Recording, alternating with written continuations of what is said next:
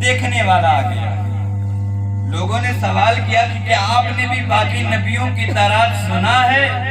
میرے نبی نے فرمایا نہیں، میں باقی نبیوں کی طرح نہیں، میں نے سنا نہیں، میں نے دیکھا ہے کہ اللہ ایک ہے، میں نے دیکھا ہے۔ اب جب دیکھنے والا آ گیا، امام صاحب جب چاند دیکھنے والا آ گیا تھا تو انہوں نے کیا کیا تھا؟ مؤذن صاحب اب دروازہ بند کرو۔ ایسے ہی جب نبی دیکھنے والا آ گیا، جب خدا کو دیکھنے والا نبی دنیا میں تشریف لے آیا، اب نبوت کا دروازہ بند کرو، اب رسالت کا دروازہ بند کرو، نبوت کا دروازہ بند، رسالت کا دروازہ بند۔ اب اس نبی کے بعد کوئی نبی نہیں آئے گا۔ سبحان اللہ۔ نبی کے بعد کوئی نبی نہیں آئے گا، نہیں آئے گا۔ اور جب ہمارا نبی دنیا میں تشریف لایا، کس شان کے ساتھ، اللہ اکبر، کس شان کے ساتھ تشریف لایا۔ اللہ تبارک و تعالیٰ نے خود فرمایا وَمَا أَرْسَلْنَاكَ إِلَّا رَحْمَةً لِّلْعَالَمِينَ، اے محبوب ہم نے آپ کو سارے جہان کے لیے رحمت بنا کر، سارے جہان کے لیے رحمت بنا کر بھیجا۔ اب جو رسول سارے جہان کے لیے رحمت بن کے آیا ہو، ہم گنہگاروں کے لیے رحمت بن کر آیا ہو، اس کے آنے کا بھی جشن نہیں منائیں گے تو یار کس کا جشن؟ سبحان اللہ۔ کس کا جشن منائیں گے؟ لوگ کہتے ہیں یار ایک بار نبی دنیا میں تشریف لائے، آپ ہر سال کیوں مناتے ہیں؟ جواب دے دیں اس کا، سنیں گے آپ لوگ؟ جواب چاہیے آپ کو؟ لوگ اعتراض کرتے ہیں کہ یار نبی دنیا میں آج سے 1450 سال پہلے تشریف لائے تھے، آج بھی آپ جشن مناتے ہو۔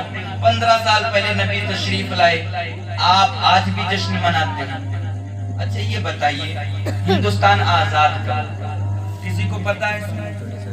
ہمارا بھارت، ہمارا ملک جس پر ہماری جانیں ہر وقت قربان ہونے کے لیے تیار رہتی ہے، ہمارا یہ وطن کئی صدیوں تک انگریزوں کی قید میں رہا، لیکن قربان جائیے 15 اگست 1947 جس تاریخ میں یہ ہمارا بھارت آزاد ہوا، جس تاریخ میں یہ ہمارا ہندوستان آزاد ہوا، 1947 میں آزاد ہوا تھا۔ 2024 چل رہا ہے، 2024 میں بھی جب 15 اگست آیا ہم نے جلوس نکالا، ہم نے جشن منایا، ہم نے جھنڈے لگائے، ہم نے جم کے جلوس منایا، وہ مٹھائیاں بانٹی، لڈو تقسیم کیے، مٹھائیاں ایک دوسرے کو کھلائی، گلے ملے خوشی سے۔ آج آزادی کا دن ہے، میں نے کہا آج سے کئی سال پہلے 1947 میں ہمارا ملک آزاد ہوا، آپ جشن آج بھی کیوں مناتے ہو؟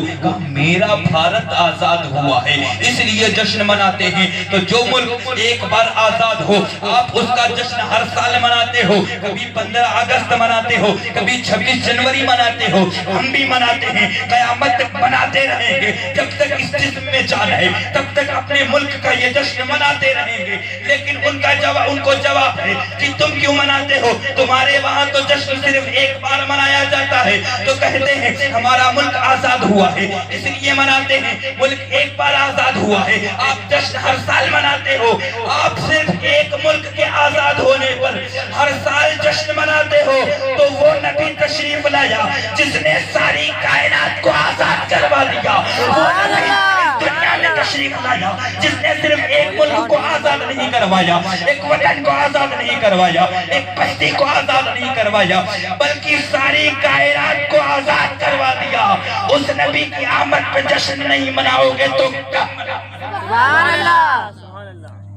برادران ملت اسلامیہ، اگر اس نبی کی آمد پہ بھی جشن نہیں منایا جائے گا تو کب منایا جائے گا؟ اور منانا بھی بہت ضروری ہے، کیونکہ یہ گدھے کہتے ہیں منانا شرک ہے۔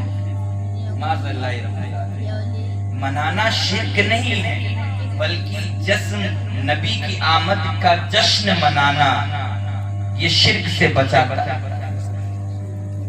شرک کا خطرہ انہیں ہے جو نہیں مناتے، اور جو مناتے ہیں وہ شرک سے بچ جاتے ہیں۔ کیوں آپ کہو گے مولانا صاحب ایسے کیسے؟ بس 2 لفظ بولوں گا، اس کو سمجھ لیجیے، اس کے بعد صلاۃ والسلام پڑھا جائے گا انشاءاللہ۔ اگر آپ نے اچھے سے سن لیا تو پھر آپ کی اگر آپ کے اندر انرجی باقی نہیں تو آپ پیچھے لے گئے.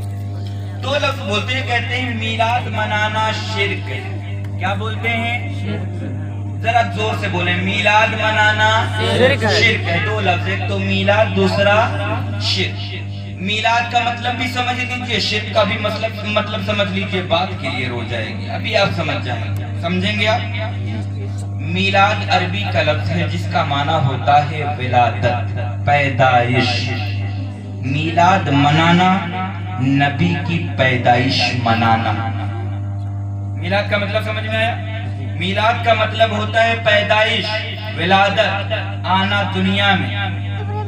اور میلاد منانا یعنی کہ نبی کی آمد کا جشن منانا, نبی کے آنے کا تذکرہ کرنا, اسی کو میلاد کہتے ہیں. شرک کس کو کہتے ہیں؟ شرک کہتے ہیں وہ بات جو اللہ رب العزت کے لیے خاص ہے. اللہ رب العزت کی ذات و صفات میں کسی کو شریک کرنا, اس کو شرک کہتے ہیں.